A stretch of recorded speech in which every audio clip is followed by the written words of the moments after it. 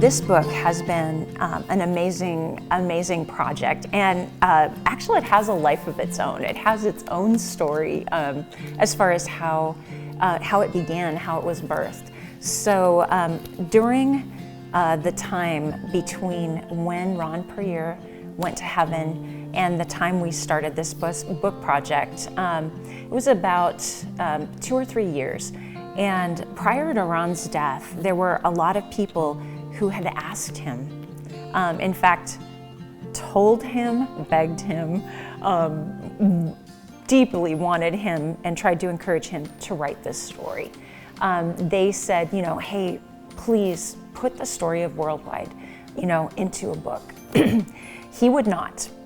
And here's his response. He said, that stuff's boring. Who would want to hear about that?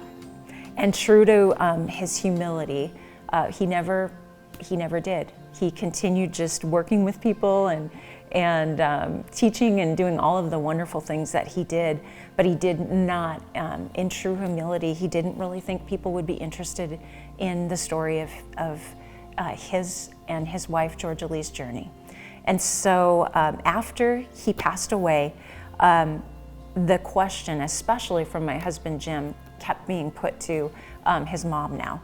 Mom, please tell the story. Tell the story of your life as entrepreneurs in this time, in this place. What was that like? What was that journey like?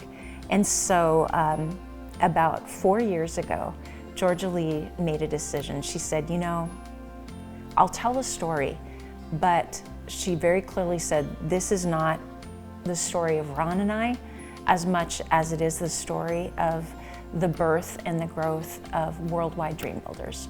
And so that in that context, she felt okay to tell the story. So this book is basically the end result of 3 years of conversations with Georgia Lee and then with her sister Kathy, who both of them were in from the very beginning, just ground level, working and organizing and continuing to build this beautiful entrepreneurial project that is now Worldwide Dream Builders. And so for about 3 years, Tuesday mornings, Georgia Lee would come to our house. We would get coffee and tea, and then I would just start asking her questions, and I have notebooks just full of her answers, and then Kathy would chime in and they'd say, do you remember this? Do you remember that? Oh no, this is how that happened. And between the two of them, they had laser sharp focus.